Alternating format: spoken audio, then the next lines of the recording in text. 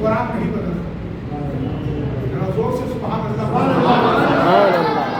نیت سے سبحان اللہ پڑھیے کہ آپ کو بھی ثواب ملے, آپ کے ماں باپ کو بھی اس کا ثواب مل جائے. دنیا اگر چاہے کہ قرآن کا نسخہ بدل دے, نہیں بدل سکتی. بادشاہ عالمگیر کے دربار میں ایک بادشاہ کے سامنے آنے والا آتا ہے اور اس نے قرآن کو چیلنج کیا اور کہا کہ مسلمانوں کا کہنا ہے کہ یہ آسمانی کتاب ہے, اگر یہ آسمانی کتاب ہے تو اس کو آنکھ میں ڈال دیجیے, اگر نہیں چلے گی تو آسمانی کتاب ہے, جل جائے گی تو یہ غلط باتیں ہیں. اب اسلام کے سامنے بادشاہ عالمگیر جیسا بادشاہ, آج کا وہ بادشاہ نہیں, عالمگیر انصاف پسند, آپ کو پڑھے لکھے لوگ, آپ نے تاریخ پڑھی ہے, وہ انہوں نے کہا چیلنج قبول کیا.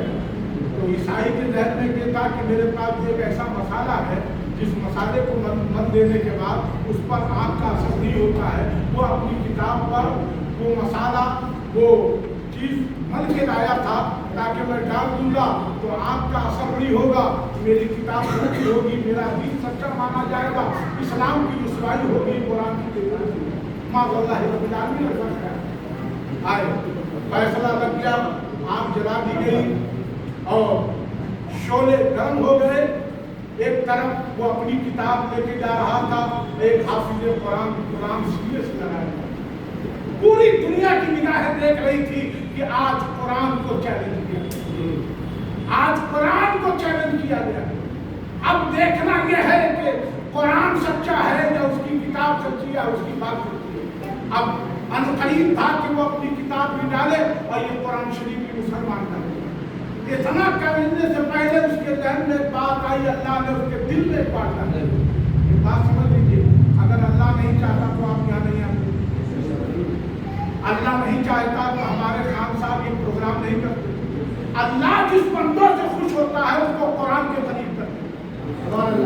اللہ جس بندے سے خوش ہوتا ہے اس کو رسول اللہ کے قرآن کے قریب کر دیتا ہے. اور ایک جملہ میں آپ کی بارگاہ میں پیش کرنا چاہتا ہوں, اللہ جب کسی چور پہ کرم کرتا ہے تو اسے غوث اعظم کے ہاتھ چوری کرنے کے لیے وہ چلا جاتا, اور کسی جادوگر پہ کرم کرتا ہے تو وہ غریب نواز کی بارگاہ میں پہنچ کے جو نہیں جاتا عبداللہ بھی ہے. تو اللہ کا خاص فضل ہے آپ کو کہ آپ کے ہاتھ تشریف لائے. یہ بات اس کے ذہن میں آئی, بس آخری بات, ان کے ذہن میں یہ بات آئی کہ قرآن کو آگ میں ڈالا جائے, مقدس کتاب آگ میں پھینکنا بھی بے ادبی.